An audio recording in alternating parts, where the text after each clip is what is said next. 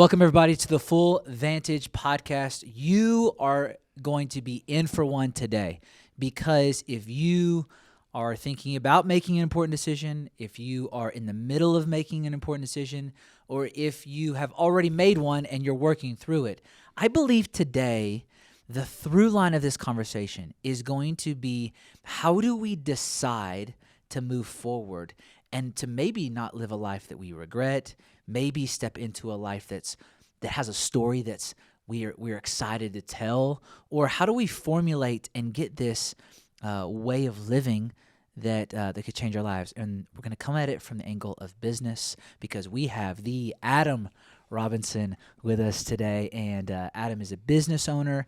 Adam is a content creator. Adam has had many things of resistance come up against him, and him and I have talked about this at length over coffee and just hangs. And then it's been so cool to see him have a family and have friends and a community that's really life-changing, that you make a priority. And he has been married.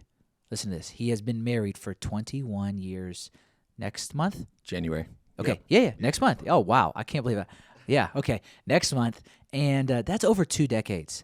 So there's something to learn. There's something to hear in this convo today, no matter where you are, what you're going through. So, Adam, man, you look great. Thank you. Shout out to Matthew Slaughter. Oh, yeah. The slaughterhouse is helping you get in shape, Yes, right? yes. Stay strong. All right. Shout out to Matthew. He's been on the pod a lot. He's kind of the honorary co-host.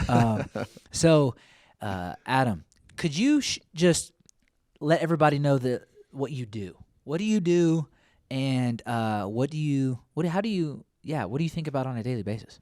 Yeah. So, been married coming up on 21 years, have 2 kids. That's a big role of my life. Son's 18, daughter is 15. I've also been entrepreneur, had my own business since pretty much right out of high school. I worked for a cousin for about 6 months to kind of learn the technical skills of painting, and then I started my own painting business when I was 19. I'm third generation painter, so my dad was a painter, very successful. He passed away when I was really young, when I was 14, so I didn't get a chance to work with him. So I started my own business when I got old enough. And so in Florida, was there for 14 years and took a 1-year hiatus and went and worked for probably a person that's mentored me the most, my older brother, Lucas. He has a tech business, highly, highly successful. Went and worked with him, learned a lot about systems and processes and how to scale things. And then moved here about 6-7 years ago and started a new painting business, totally different business model, and just been loving it. But yeah, we painting business, and we do primarily residential. So it's a very specific niche that we go after. And yeah, so that's kind of the short cliff notes of the past 20 years. I love that. How many entrepreneurial ventures have you been a part of? Honestly, not a lot. It's mostly been painting. We've done a couple things around painting that some have worked out and some have not. Like, we started our own private line of paint that 10 plus years ago, we actually launched it here in Colorado. It was our first move to kind of get out of my hometown. And I was like, I have this idea. We tried it. I mean, we launched it. We ran it for 6 months, and then we're like, this is not working. So we just shut it down. But everything's been around kind of the painting field, and mostly because, so I'm also dyslexic.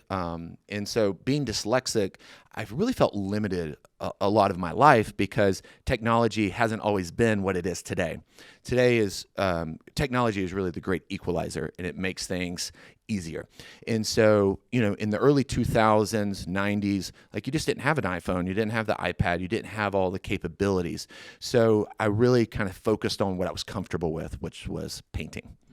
So hands-on, more of like a blue-collar type 100%. of industry. And what's cool about that is, have you noticed lately people talking more about those types of industry? Yep. And it's really come full circle, because technology actually can't help us out with the things that we want, that need Yep. to be hands-on as much as that. Can you speak to, because I saw you smile. Yeah. I know that's a big deal for you and for your teams. Can you speak to like the timing or like what's been going on? Yeah. So, I mean, growing up in a trade, I very much felt like I'm less than, because I had friends that were going to be engineers, and my brother started a tech business and he's like online, and I'm like, oh my God, I don't know what any of this is. And so all that was super overwhelming, but I knew how to work hard and I knew how to fix problems. And I had good people around me that were also, I had good, even though my father passed away early, I had other good men who helped mentor and teach me. But they were all in the trades as well and just worked with their hands. They were just your traditional blue collar workers. And so I always had a sense of honestly, shame around being a painting contractor. Like, man, I'm just not going to be that successful. And I'm always, I had these fears of being 60 years old, climbing up a ladder, crawling around painting baseboards, and just, I just had this kind of bad mindset around it. And so one of the shifts that happened is I began to see opportunity before I left Florida, and we started changing things. But then when I went to California, I saw how I could kind of marry technology on the business side. But yeah, to trade specifically, all the different things that we're seeing with technology, with ChatGPT, and, just all the different things that are going to be coming down the road. It's going to be a while before we have a robot that walks in and paints your house. And so having people that have tangible skills is going to be really valuable. I know, if you talk to painters, HVAC people, electricians, they're all making six figures, strong six figures. And so there's plenty of opportunity to make really good money if you're willing to work hard and you got the personal skills. We've all been around people who've maybe spent a little too much time behind the computer and not enough time in front of people. And so if you can spend time with people and get good at interacting with people, it's a really good skill to have, and it's going to make a big difference in your career. So I see that very much so. So how did you go from having maybe that less than mentality to I don't see you carrying that today. Yeah. So helps the person that is maybe listening, that they feel like their skill set or their passions or their dreams are maybe less than others. How do you reconcile that? Yeah, unfortunately, it took me longer than I feel like it should have. I would actually argue that it's probably been about 5 years. I tell people I was I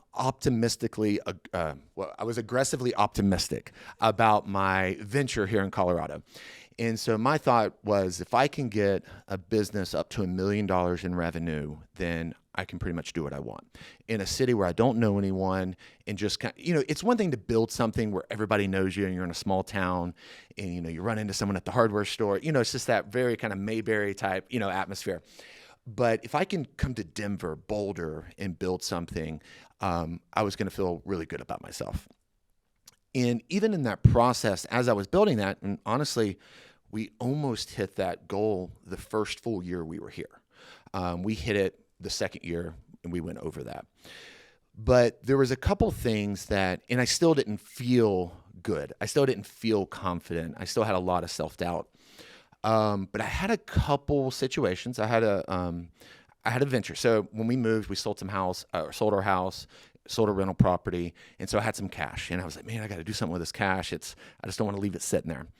So I partnered with a buddy of mine, and he was kind of a mentor, and I invested over $40,000. And that was a lot of money. It's a lot of money no matter where you are. But in that process, so long story short, I lost that money. During COVID, his business crashed and burned. But somehow during that process of seeing other people fail, and there's a persona, and we see it all the time, on social media. There's an idea that people live a certain life, and then when you kind of get inside and you see really what's going on, you're like, man, they're not that much different. They don't really have it that much more together than I do. And I began to see that really, if you would have asked me when I was in high school, and I would have been able to paint you this picture that I have now, I'd be like, man, life is pretty good. Like I've arrived. And so just getting a little perspective, because part of being a business person and entrepreneurial and always wanting to do more and just having drive is you always see the next thing and you're like, well, I think I can get that. Let's go for it. Why not? And we can talk about, we've made some decisions on not growing anymore, but overcoming self-doubt and just having confidence. Honestly, it just came from some reflecting. It also came from having some good people around me. You know Matthew Slaughter. You also know Parker. Those are probably two of my closest friends in Colorado. And it was also nice to meet people that didn't know me, didn't have all the baggage from my childhood and all that, and just get to know them as adults, and then just get honest feedback. And we have we meet once a week. We have what's called an accountability group, and we just honestly sit around and talk about life, and being able to have those types of relationships, and then being like, hey man, like, you all right? That's Matthew's thing. He's like, dude, how you doing? You all right? But then also be like, man, like, you're really good at this, or you're really gifted, you're talented. Not everyone can do that. And being able to call those things out, because it's one thing, like in a public setting, people are flattery, they say certain things, but to have those really personal relationships and having people, and like, I try to do this with my son now. It's right. Like you're really smart, you're really talented, you're going to do really awesome things, but you're doing some awesome things, but you've not even begun to reach your potential. And so being able to hold him accountable and talk through that with him, hopefully is going to be really helpful to him. So either way, that's kind of a long-winded answer, but I think relationships and then also just reflection. Ooh, having the right people speak into your life, and then reflecting to make sure that, like, hey, how am I viewing myself appropriately? Yeah. Am I viewing my skill set in light of others? Like, this doesn't make me greater than this. We're all in this growing process, really, and we all need to figure out if, maximize that. Yeah. Do passions line up with our ability to see things get accomplished in growth areas. When you talk about dyslexic and dyslexia, my dad is actually dyslexic. Oh, very cool. So his thing is, he used to say, growing up, I spent the best 2 years of my life in the 7th grade. And so first grade for me. Yeah. And so that he had a teacher that actually came alongside him. So, right, community, people around you that spent extra time with him, working through that really thing that he was carrying, the difficulty that he was carrying, the struggle that he was carrying, and helped him see it and understand it for what it was. And I think he's actually flipped the script on it, because now he uses it to his advantage as almost a superpower. And so 100%. You have a podcast as well, and it's called the Dyslexic Hustle, right? Correct. Okay, and it's a phenomenal podcast, and you're doing a great job of like connecting with people, talking to pain points, and then talking about how you overcome them. Can you talk to it maybe more in depth, like, okay, you carried naturally from birth dyslexia. Yep. Okay, and other people carry a lot of weights, whether it's something that's happened to them, or it's a struggle that they've allowed themselves to be into, or just something that was natural that just happened and they couldn't control and they've been living with. Okay, so how have you reframed dyslexia, and how are you currently doing that through the content that you're making?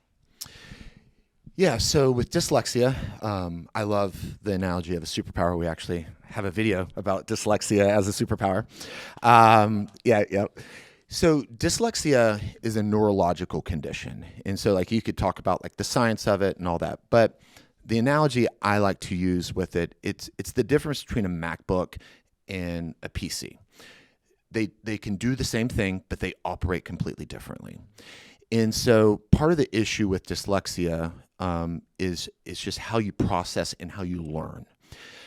And so to take it more broadly, people that are just dealing with difficulties in general, I think understanding what you're dealing with. So my son's autistic. And so high functioning, if you talk to him, just like in passing, you probably wouldn't even know. But as you get to know him, you're like, man, there's certain things, like he gets really obsessive over things, which is like, can be a superpower. Like he'll be very, very successful. And so one of the reasons that we wanted to have that official diagnosis is because we wanted to be able to know what was going on. And so ignorance is not bliss. And so knowing what's going on, knowing how your mind works, helps you overcome the things that you struggle with. We recently did a video about like how to advocate for yourself when you're dyslexic. And so if I know that I struggle with reading and I come to you for a job and you're like, hey, I want you to proof this, or I want you to help me write, content for this and that. And I'm like, well, I can't write. But if I come to you and say, oh, not a problem. Hey, by the way, I'm dyslexic, but I have great tools to help me with this. I have dictation that I can use. And then I also use Grammarly to help with the grammar. I use ChatGPT with this and all that. And I'm able to communicate that up front. So there's a clear, like, we're honest. We're setting the expectation. Like, if you ask me to get out a pen and pad and write something for you, that's going to be a struggle. But if you can let me walk to the other room and dictate something, I'll be back in 5 minutes with what you need. And so just setting those expectations, I think, is a huge thing. Yeah. And I think a lot of times we're nervous about just being honest about what's going on, right, and being, transparent, and just be like, hey, like, I struggle with anxiety, or, I have depression, or I struggle with this thing, or I'm dyslexic, or I'm autistic. And I think just being really transparent with that, but don't come in with like, when you're interacting with people, like, it's one thing to, like, if we're really good friends, we're sitting there having coffee and we're talking and I'm sharing my struggles, but I'm not expecting you as my employer to take care of me. In that sense, like, I'm coming in ready to add value to you, and I understand my weak points, and here's how I overcome them, and here are my strengths, and here's how I can help you better accomplish your goals. Okay, so what I hear you saying that's really helpful for us, whether we're carrying that or something else, I think as humans, we're all carrying something, right? Absolutely. We're all carrying something that's difficult, resistance, is you are very upfront with where you're at, with what's being asked of you. Yep. And what's really cool about that is it levels the playing field. And then you become somebody that is trustworthy. Yep. Immediately, you become somebody that somebody can have a real conversation with. You become relatable. Now, don't those three things actually build the relationships that we're all looking for, whether Absolutely. It's in business or whether it's just in life? Mm-hmm. And it's like, man, so I think that's a huge plug for everyone. Is it like, okay, honesty is not something, especially honest about something that may be negative, is not going to hold you back. Yeah. It's not going to necessarily hurt you. And so you speak to it directly. How have you seen it play out now with you creating the Dyslexic Hustle? Like, what is the Dyslexic Hustle about, and why did you title it that? Yeah, so the title, my son, co-founder of Dyslexic Hustle, he helped me come up with the name. I work hard, we hustle. And I think, we talk about this, is you're going to have to work harder. And I have a saying, it's like, don't do your best, do what's required. And because if your best isn't enough to accomplish the job, then you need to learn more to do what's required to do the job. Because my son's 18, he just got engaged, and he's trying to get off on his own, and he's still got kind of a gap between where he is and where he needs to be financially. And it's like, hey, you're making a commitment to do this, so if that's your best, you have to learn more skills so that you can do what's required. And it's not like, hey, you suck. And it's like, but there's a deficit, and you need to fill in the deficit so that you can be successful in the things that you said you wanted to do. Sorry, say the question again. No, you're good. I just, strategically, the title was amazing. Yeah. Okay. So you're using the title appropriately and correctly. Yep. And I just want you to keep elaborating, and maybe I'll ask another question, right? Because you went down this path of like, that statement. Say that statement one more time. Don't do your best. Don't do your best. Do what's required. Do what's required. Okay. How has that affected? You were using your son as an example of like, he's committing his life to this lady, and they're going to get married, and he's not necessarily there yet to be able to provide for her. Yep. So don't do your best. Do what's required. Yep. Okay. This is what you want. A healthy marriage. Yep. Do what's required. Yep. Be able to provide. Yep. Okay. No one is doing that these days. I think we settle for our best. Yeah. Now, what if someone says, well, isn't my best enough? I mean, it just depends on what you want. It depends on what you want. Potential is just that. It's just potential. And so if you're going to, you don't necessarily have to reach your full potential. John Mayer. I think John Mayer is one of the people you said you wanted to interview, right? Maybe. I don't know. Yeah, either way. I'm down. But John Mayer there was this interview about him drinking. And he wasn't like an alcoholic, I don't think. But he just talks about, he's like, I realized that if I wanted to, I had to make a decision. This was him talking. He's like, I had to make a decision. Did I want to be 100% of who I could be? Or was I okay with just part, 60, 70, 80%? And he decided that, no, I want to be 100% of who I can be. And for him, alcohol was going to prevent him from being the best guitar player, music writer, storyteller that he could be. And so he decided that he wanted to reach his full potential. Very few people do that. I have the ability to have a six pack. I do not have a six pack. I talk to Matthew about it all the time. Yes. But I know what it takes to get a six pack. I'm just not willing to do what is required to get a six pack. And so I think people, you just have to determine, where do you want to be? What do you want? And I'm always very careful in the conversation too. So people out there watching, with my son, is if, like all young guys, man, I want a cool car and I want this, I want that. And it's like, well, that's awesome. But, first off, that's not the first sign of success. That's not what success is. Success is provide, protect, take care of your family. That's what success is. Raising people who, are trust God, having a good family, keeping your family together. That's what success is. But if you want the other things, if you say, hey, I want $1 million thing or $1 billion thing, that's really difficult. And you just have to be real about what that means. And pretending like it's easy is not going to help you get there. So if you want to build $1 million thing or $10 million or $100 million thing, you just need to have realistic expectations of what that means. And going back to the name, it's like, it's a lot of hustle. It's a lot of work. And, in a lot of these things that I love podcasts and I love YouTube. I love audiobooks. And so a lot of the concepts and principles that I have are just taken from a lot of different people and I couldn't tell you exactly who, just because it's all like in there somewhere. But you don't want to just be a spreadsheet millionaire. You want to actually be a millionaire if that's your goal. And there's a difference.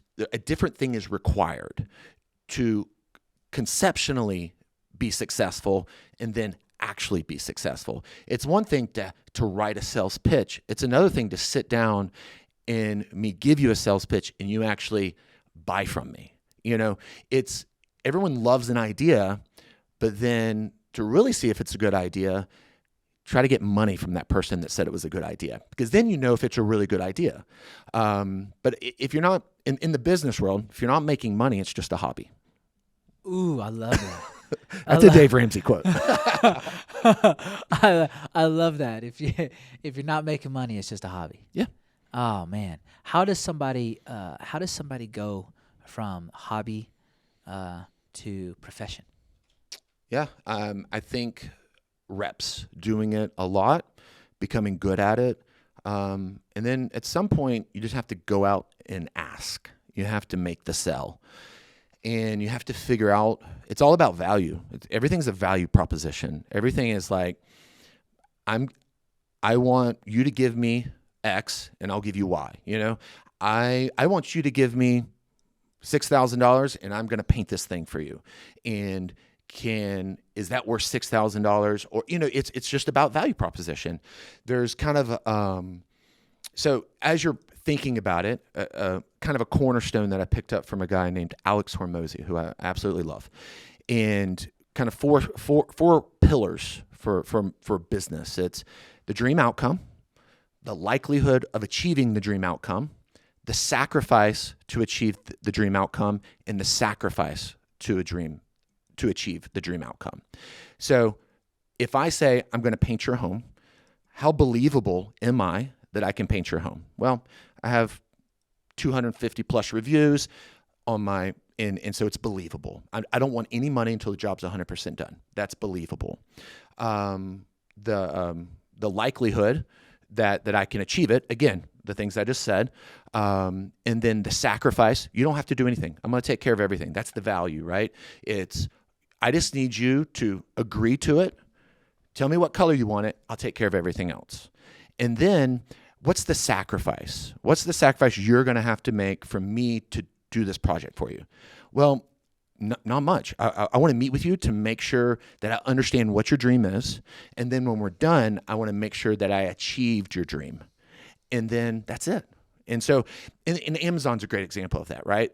Reducing friction all the way across the board. Press a button, it's delivered to your home the same day or the next day. And so it's just a play off of that. It's almost too easy to order things off Amazon. Oh yeah, it's scary. I need some more friction there so that I could I spend less. Yeah, if there's not Amazon. A box by my front door, I get concerned that my wife is maybe not there. That's especially this time of year. Okay, so how has that, meaning this, you're a learner. How has that adjusted everything for you? And have you always been a learner? Yeah, I think so. I've always, crippling insecurity will help you learn. And, insecurity is actually a really common trait in highly successful people because they feel like they have something to prove. And so using those things for your advantage. Now, like, you need a balance, right? Like I don't want to say all things moderation, but there's a balance there, right? But understanding is, but that's just the reality. Insecurity is a trait found in a lot of successful people. So have I always been a learner? Yeah, I would say yeah. I remember I started listening to talk radio when I was in high school. And there was, so quick story, 9/11 happens. I was in high school and I was working on my boss's car. And I was like, I want to know what's going on. Are we about to go to war? No one knew what was happening. And so I was glued to the radio to see what's going on. And then this financial guy comes on the radio and he starts talking about finances, and he starts talking, his name was Clark Howard. I don't even know if he's still around, but he's talking about a Roth IRA. And I'm like, what's a Roth IRA? My mom was single mom, 4 kids, making $15,000 a year. So we were poor. And so I was like, man, I don't want to be poor. I don't want to be that old guy climbing up ladders. How can I make sure that I can retire with dignity? And I hear this guy talking about Roth IRAs. And it's like, if you put $5,000 a year into a Roth IRA, you'll die a millionaire. I was like, heck yeah, count me in. And so it's so my goal is how can I feed myself and how can I get $5,000? Okay, but what makes you do that? Because many people hear a good idea, ooh, I want to do that. But that's not just a good idea for you. You actually do the thing. You know what I'm saying? I think that's your secret sauce is you may miss it on that thing. It may have been a bad piece of advice, but you have learned it from personal experience. Yeah. Dude, that is a big piece of you. Yeah. Teach me how to do that. I mean, I don't know. I don't know exactly where I learned that. I mean, a hard life, makes you want to escape it. And so that's probably a big piece of it, having an older brother. So I had two older brothers. One passed away about 2.5 years ago. And my other brother, highly successful, like I was saying, runs, 8-figure business, just does killer. So I think having my brother, I would say my brother, and I know that's hard because not everyone has a brother they can learn from. And I've actually talked about this too, is mentors are great, but not everyone can get a mentor. So find a hero, because a hero you don't have to have a relationship with. Like you can respect Superman without ever seeing Superman. You can understand that there's a power there. You can understand that there's something to learn from that. But a mentor, that requires your time. That requires your sacrifice. And so if you can find one, great. But if not, just like find people that you want to be like. And the question is how did I go from hearing something to knowing I need to implement it?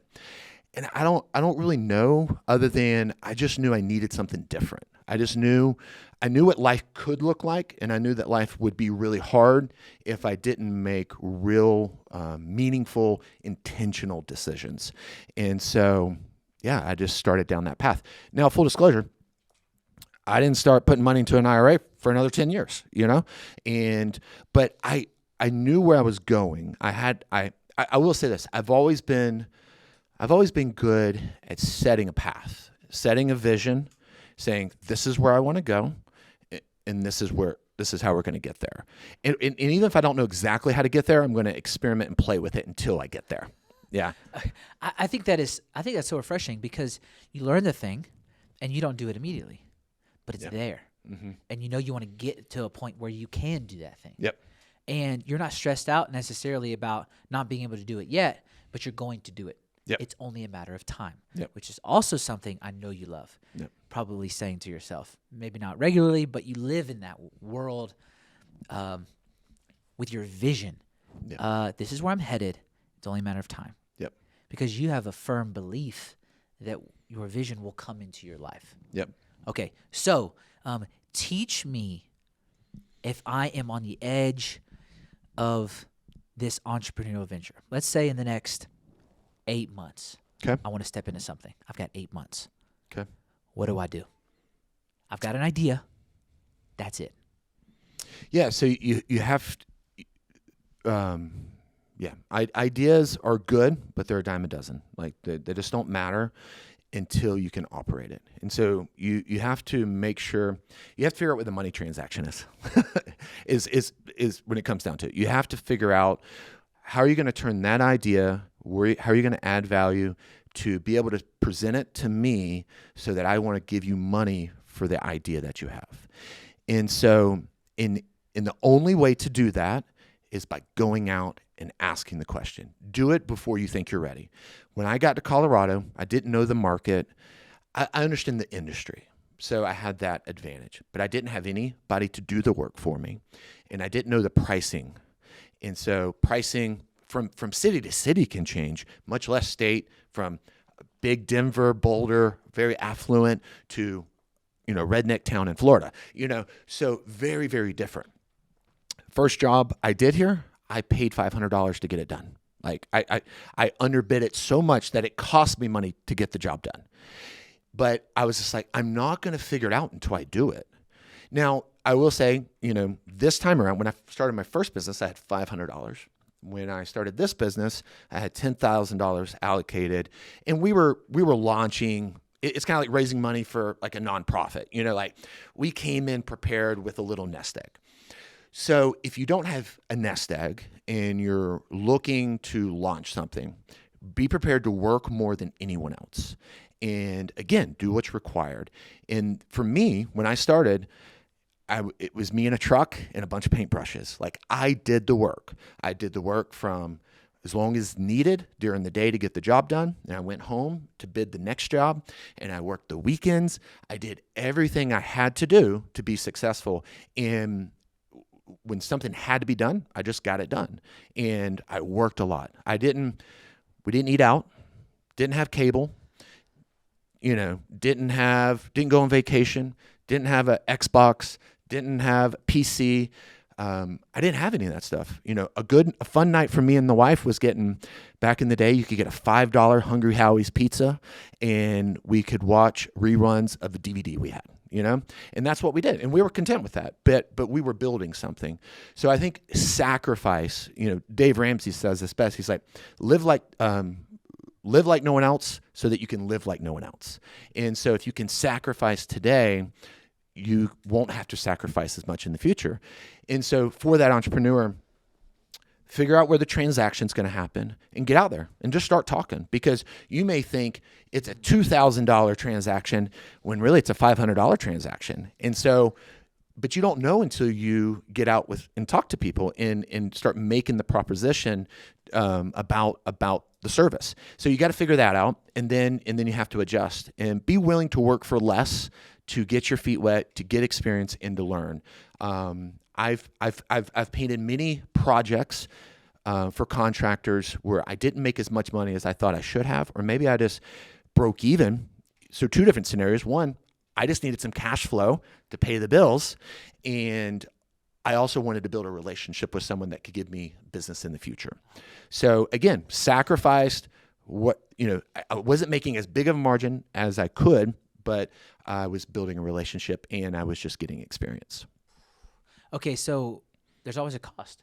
Yeah. If you want to do the thing, it's going to cost you financially. It's going to cost you time.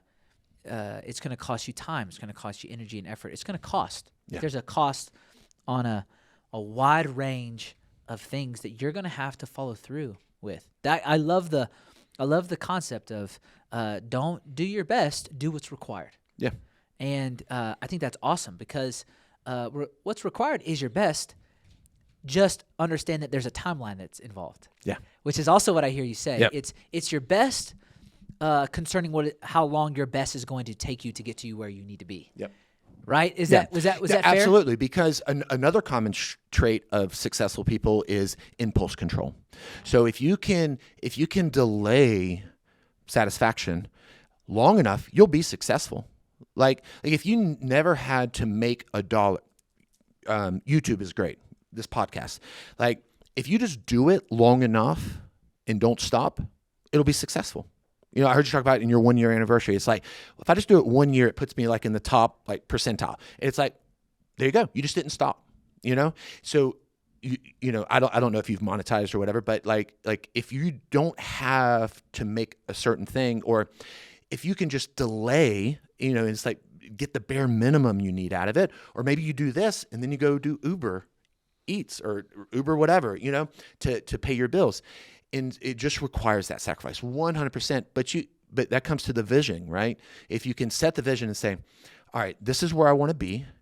And then put some details. Like you can have a 5-year vision, but like, okay, what's that look like in year 4, 3, 2, 1, 6 months? Like, okay, well in 6 months I want to do this. Or what do I need to do tomorrow? What do I need to be doing tomorrow? What do I need to do with my time today?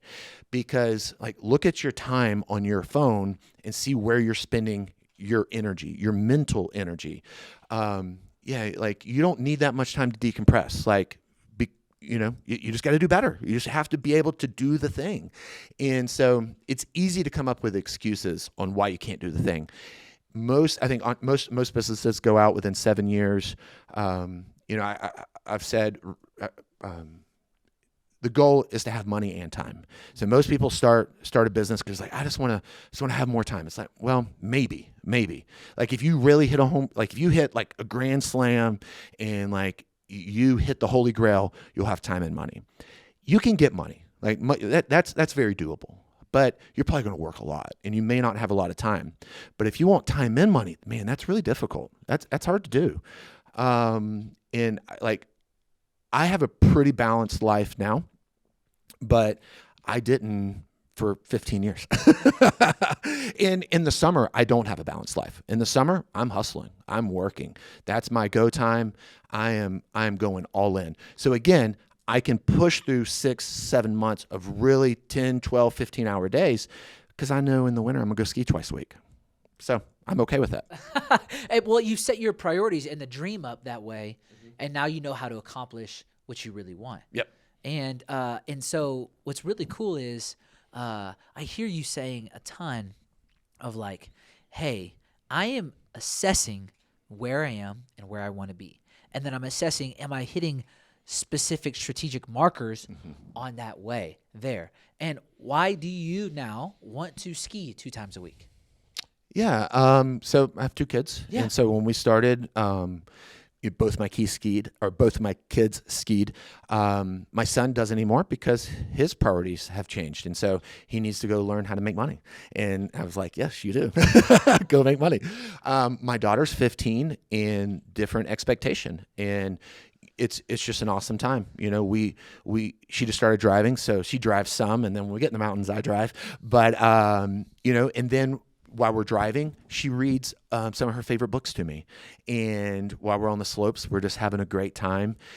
In the summer, and this is a new thing because we've reprioritized some things to not grow as much. We're going to start, we camp together. And we've done that for the past couple years, just a couple weekends. And now we're going to start doing like every month, maybe twice a month. So we're prioritizing what it is valuable to me and her and our family. And so could I say, hey, I'm going to grow this business into, so we're just under a $3 million business.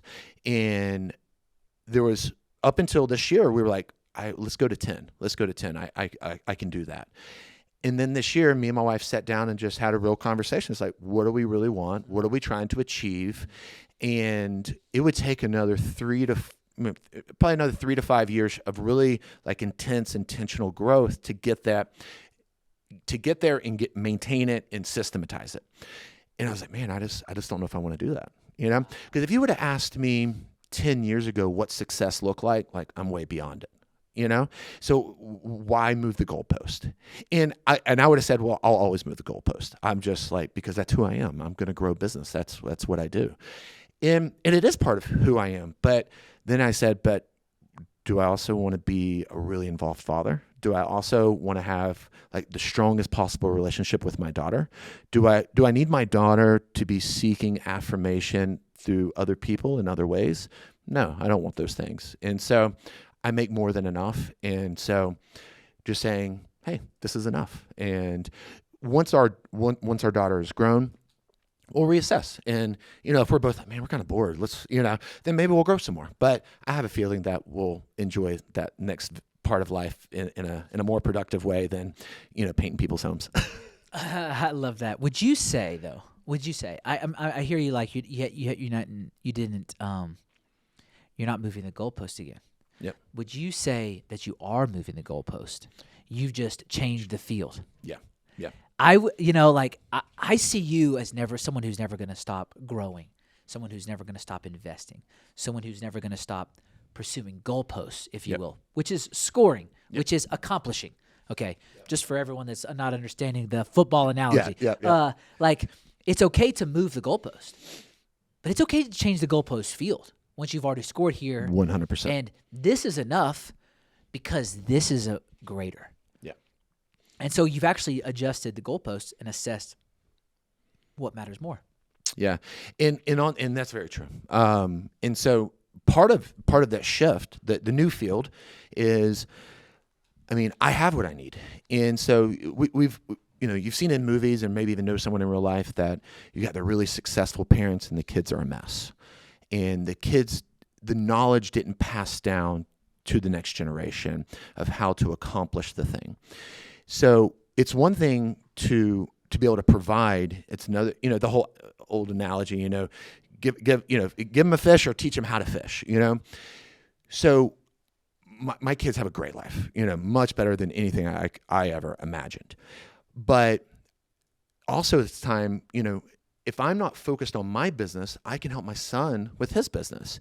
And, and sometimes my wife's like, well, what are you doing? It's like, it's like, and it's a dance. Like, you do something, see the response. Okay. Based on that response, I'm going to do this.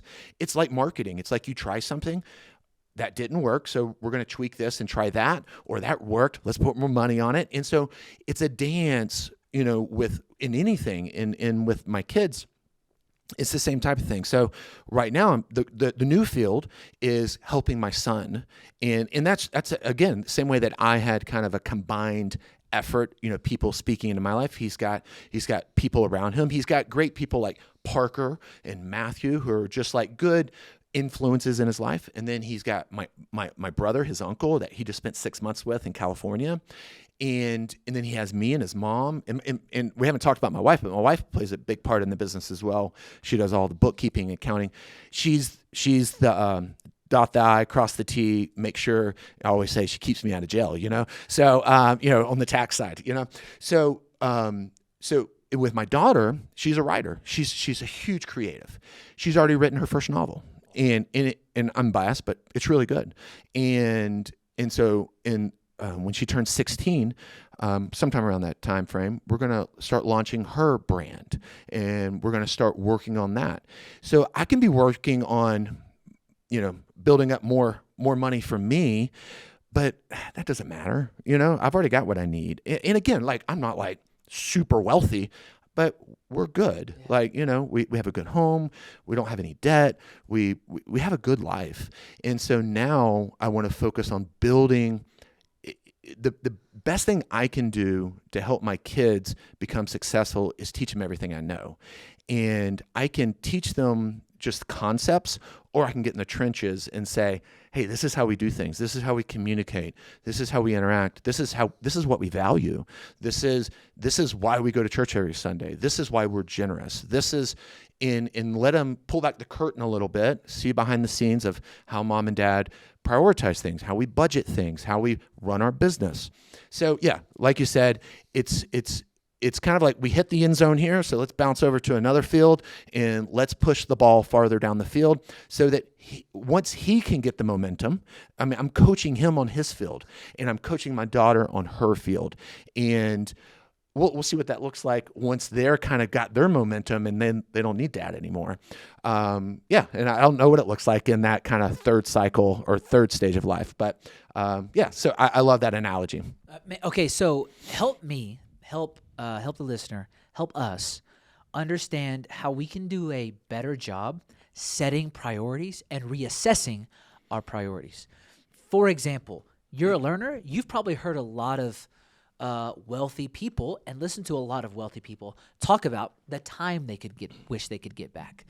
The real success is having your kids want to be in your life when they're older, and as a friend, as a mentor to them.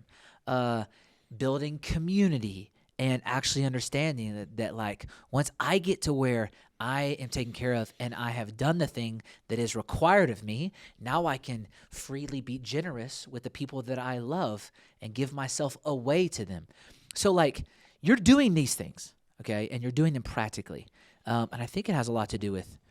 I bet a big piece of it is who you chose to marry you. Who you said like I'm gonna commit my life to you because I value the character that you have, the way that you think, the things that you want in your life. But in general, and maybe even just micro detailed, some niche stuff. What's a good way for us to learn how to set and reset priorities? Yeah, so we've reset priorities in your life. Yeah, I'm just kidding. We've reset priorities a lot, and I gave the example earlier this year. And the reality is that was kind of a pain point. Me and my wife honestly weren't fully aligned on that, and she's a great person and a great wife, great woman, and she'll follow me, and we would have gone there, but I realized it just wasn't going to be the best. Me and her weren't going to reach our potential as husband and wife, and as mothers, or as a mother and as a father. And so, looking at that, me and my wife had a conversation last night about retirement and about savings. And we were setting priorities and we were setting expectations. And part of that conversation is like, well, if we put money here and then we're going to put money here, we're putting money here for this. So if that changes, then I don't want to put money there. I want to put it back over here. And so the goal, the vision dictates the priority. And so with our kids, specifically in how we want to raise them, my wife has homeschooled our kids. That wasn't easy. I mean, it's hard for someone to be with their kids 24/7 all the time. She runs she's a Proverbs woman. She runs a good household and she takes care of that. I'm out. I'm in Denver. I'm in Fort Collins. I'm in Colorado Springs. During the day, I'm not there. I'm out providing. I'm out killing something and bringing it back so we can eat. And so she carries a lot. But she had that really strong conviction that she wanted to homeschool the kids. And it's worked out tremendously for us, being that my daughter's dyslexic and my son's autistic. Saying all that to say, we set a priority of what we set that priority because of what we wanted. We wanted our kids to be like us. We didn't want them to be like some random teacher we didn't know. And so because of our goal, it set the priority of what we were going to do. So that meant there were certain things we didn't do in life because we didn't have the money to do, because we didn't have two incomes. 2008, the Great Recession, was not fun. It was brutal. And we had just bought a house and it was hard. Like, it was hard every day. And we homeschooled our kids and she didn't work and we kept going. And I did what was required out in the field to make money, and she did what was required at home when I wasn't there. And so setting the vision and saying, this is what we want life to look like. This is how we want to educate our kids. These are our values. And then building a life around that. So, man, I love this conversation for a lot of reasons. I love it because you're constantly assessing pain. Yeah. You're letting the pain actually determine like what is talked about, the points that are talked about, the things that you want to overcome, the things that you want to see solved for. And you're saying, hey, is this pain problematic, or is it something that we just have to go through and overcome? How do you know if the pain is a problem to solve or something you must push through? Yeah. Again, it's valuation. I'm in business. I love analytics. I love numbers. I love to be able to, they all tell a story. They all, we work hard on building stuff that tells me, it tells me a story about what we've done so I know where we're going. And in relationships, I think it's the same thing. It's, sometimes I'll just pause and be like, hey, what's going on? And sometimes it's something you can fix, and then sometimes it isn't. Sometimes it's just, and I think that's kind of what you're saying is like, how do you know if it's something we can fix? Do we need to change something? And, I'm guilty of this, and I think maybe a lot of guys are guilty of this, of like, let me fix it, And some things just aren't fixed. They just are. And I think being honest about that, there's certain things that you can address, and I think by reflecting on them, you figure out if I am overweight and my joints hurt, my knees hurt, and because I'm 100 pounds overweight, well, there's some things that I can do to help eliminate that, and that comes from some reflection, some counsel, and it's like, well, what can I do? There's two ways you can approach it. It's like, well, this is my lot in life. Or you can say, well, there's some things that I can do. I can change behavior that will actually help me become, change my body type so that I can, not have joint pain. And again, like, we all have issues. Or you may have arthritis and you have an autoimmune condition and there's nothing you can do about it, but you can maybe sauna and you can cold plunge to try to help get inflammation down. It may not eliminate it, but it'll help. So real example. My wife struggles with a little depression, and she's open about it.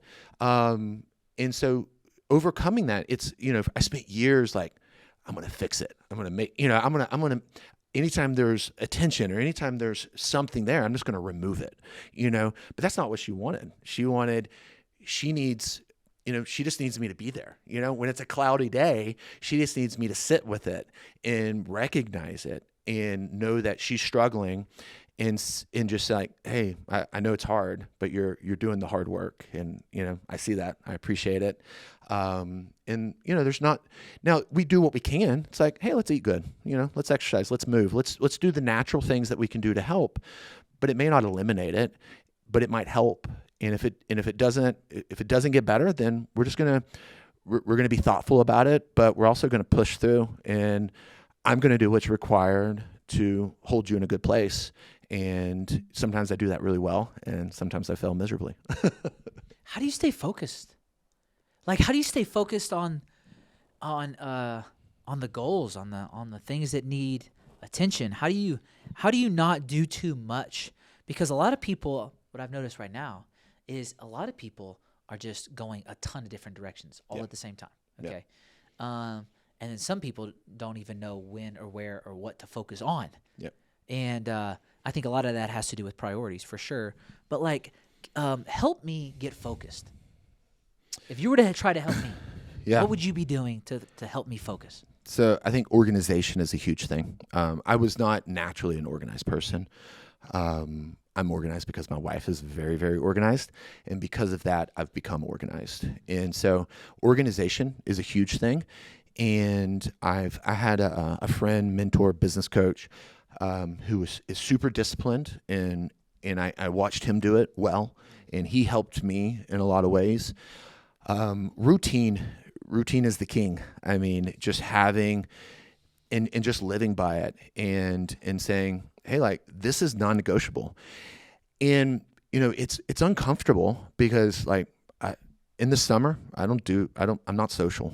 Like, if you ask me to do this on a random day during the middle of the week in the summer, I'd be like, I can't do it, because it doesn't align with my objectives for that quarter. Yeah.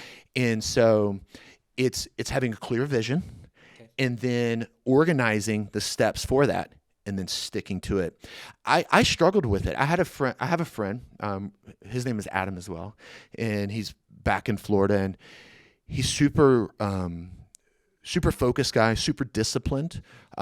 He's more of a tech guy. He helped me with a lot of my tech stuff, and he's also kind of an aspiring theologian. And so he's just we have great conversations, and he's a disciplined guy, and he's very fit. He did like personal training, and I remember asking, I was like, man, like, how do I get disciplined? Like, because that's something I've struggled with. Like, I do struggle with it, but you just have to do it. Like, you just have to do it. And you just have to say, like, this is like, when everything's important, nothing's important. That saying, it's like, so you just have to decide what's important for the season. I love the analogy of, back in like, when we farmed our food, right? And you had to farm your food. And if you didn't grow the food, you didn't eat. And so if you got to filled full of food, and you got to get out there and get it all into the storehouse so that you can eat. And if your kid isn't feeling well, or your wife isn't feeling well, then like, you still just have to go out there and do the thing that's required, because the food is going to get eaten. It's going to get wasted. And although you can sacrifice the field for seeing to whatever's going on at home, you're going to pay the price 6 months from now. So you have to have enough vision to know that you have to sacrifice today so that you don't have to pay the ultimate price down the road of starving to death. And so there's times when I'm just like, hey, babe, I have to go. I have to leave. I have to go to work. I have to go do this thing. And she understands it. She's great. Like, I don't get any grief from her about my work. That's my responsibility. And when she's having a hard time with the kids, I'm definitely involved. When she's trying to figure out the curriculum and what she wants to do, son autistic, daughter dyslexic, they learn totally different. She worked really hard to tailor a curriculum that would help them succeed, and she did it very successfully. And she spent a lot of time. So I'd come home many nights and I'd love to snuggle up on the couch after a nice meal, but she's working. I worked all day. She's working that night. We have a responsibility. We have things to get done. And it just has to be done. And a clear vision allows you to do what's required because the goal's already been set. It's been set before the bell rings. It's been set. We know where we're going. We know what we're doing. And we know the things that have to be accomplished to get to that thing. And so we're not stopping until those things are done. And so holding to the schedule and being rigorous about that. Okay. So as you hold to the schedule and you're rigorous and you've spent a lot of time, it's also been said, and I love this concept, the more that you prepare, the better you can pivot. Yeah. So it's not that you have to necessarily stay on that course if you shouldn't, but the more you prepare, the more you understand the totality of the situation.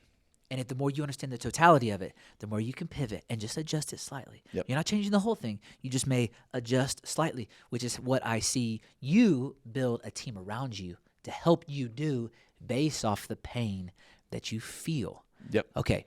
So one of my favorite things that we do, we don't necessarily do it every episode, but one of my favorite things that we do is we kind of, a lot of times, I don't even know if people know this, but we wrap up thinking about something that either you are learning that we should learn or something that we should learn, and maybe even a question that we should begin to start asking ourselves. And I love this, recording this when we are and thinking about when it's going to be released because it's towards the end of a year. Okay, and so we're looking at another fiscal year, another calendar year. And so January's coming, all right? What is something you are learning right now or something that we should all be thinking about and either have learned, revisit, or learn before the beginning of next year?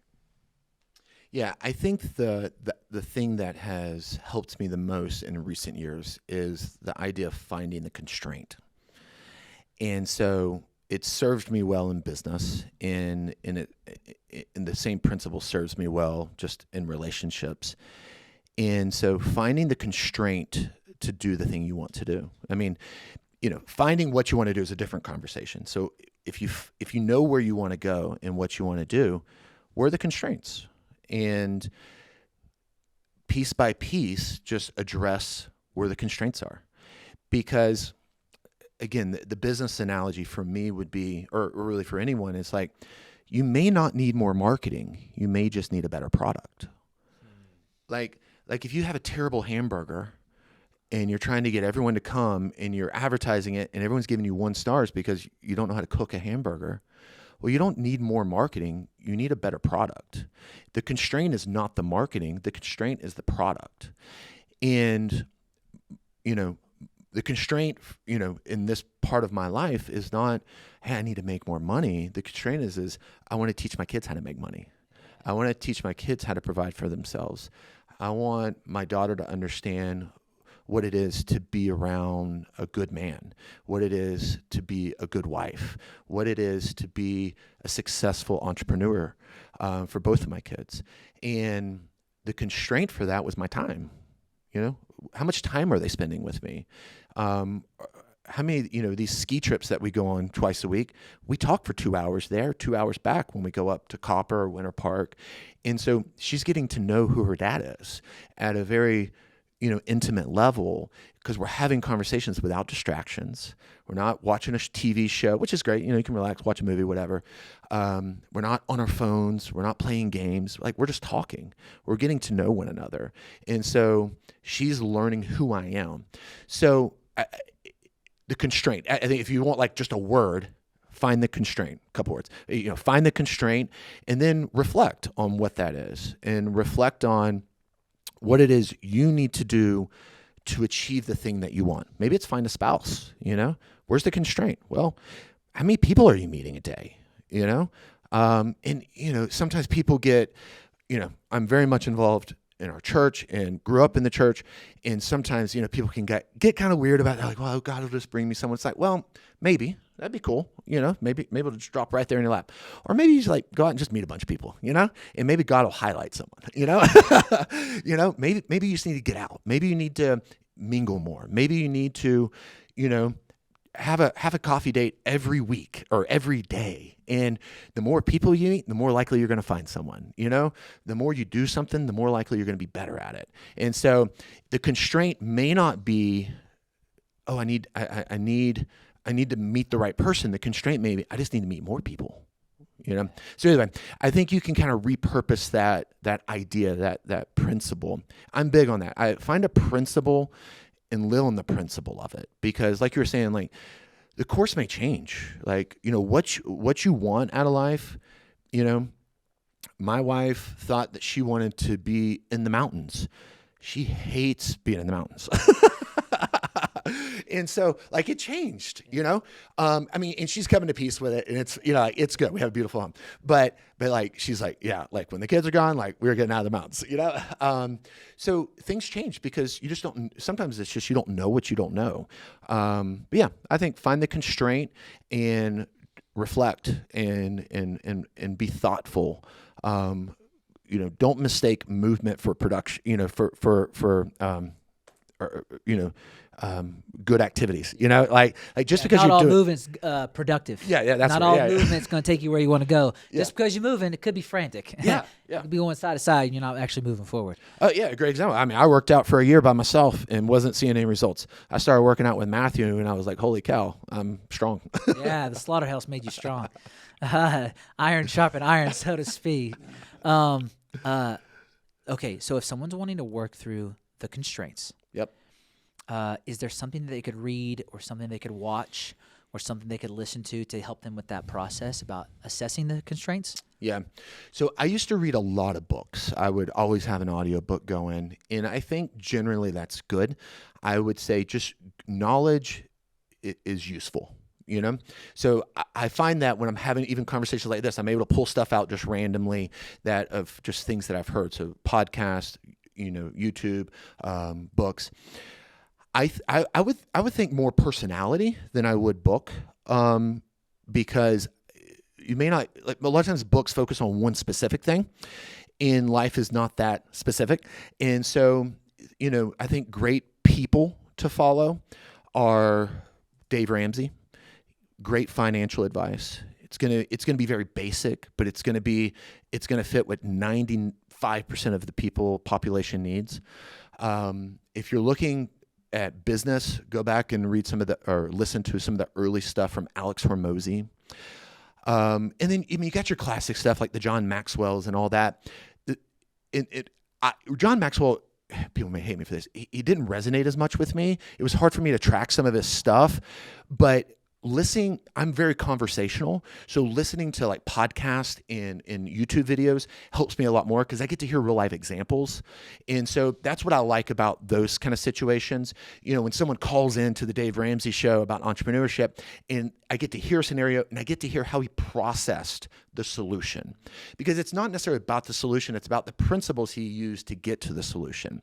And so that's what I would look for. I would look for people that are not in the exact space, because there's not very many people that have a painting podcast. Most of them are terrible. And so if you find a podcast about business and service-based business, which Alex Hormozy talks a lot about, it's been incredibly helpful. If you're wanting to learn about finance, then go to Dave Ramsey and listen to his podcast, read his books, but hear how the principles and how he thinks and how he gets to the solution. That's always my MO with even like my kids. It's like, I don't want to tell you what to do. I mean, we tell our kids what to do, but more than telling them what to do, I want you to understand why I'm making the decision that I'm making, so that you know my heart and you don't have to ask me everything. You already know what Dad's going to say because you know the principles that we live by. The clearer we are with our constraints in 2025, the better we're all going to be. Yeah. We're going to get where we want to go. We're going to be on the direction and on the path of getting to where we want to go. And I think we'll actually better assess who we are and who we want to be. Yeah. Love ending this conversation with that thought. So many things I think we could talk about. Thank you so much for this. Absolutely. Your time is valuable. I know it is because it's a part of your priorities. And then at the same time, you bring so much real life to the table. So much real life. So thank you for sharing your experiences with us. Absolutely. And processing, like, you're in process, which I think is also so cool at the same time. Like, you're not saying, I've made it. You're saying, I've made it maybe in this area, but I've moved the goalpost to this one. Yep. And this field really matters to me. So what are we going to do from here? And thank you so much. I'm excited about your life. I'm excited. I'm excited about life. So, I'm excited thanks for about having me, man. all Yeah, things you're I doing. love watching and listening, and so I look forward to hearing more and doing more of this. I appreciate you, Adam. And if you want to connect with Adam Robinson, check out his podcast. Yep. Dyslexic Hustle. At The Dyslexic Hustle. There's a the there. The Dyslexic Hustle. And then on any other platforms? Yeah, or- the What if someone needs their house Dyslexic. painted? Say again. I said, what if someone needs their house painted? Yeah, so Robinson Painting of Colorado is our main business, and then the Dyslexic Hustle is on all platforms. So that's it. And then I don't really have like another personal brand. It's the Dyslexic Hustle is No, where that's we great. put out our That's good great. stuff. That's great. Thank you so much. Absolutely, man. Thank you. Guys have, you're welcome. You guys have a great day, and we'll talk to you soon. Hopefully you pulled so much practical advice and steps for us. I'm looking forward to all of our 2025s. So have a great holiday season. We'll see you soon. Thank you.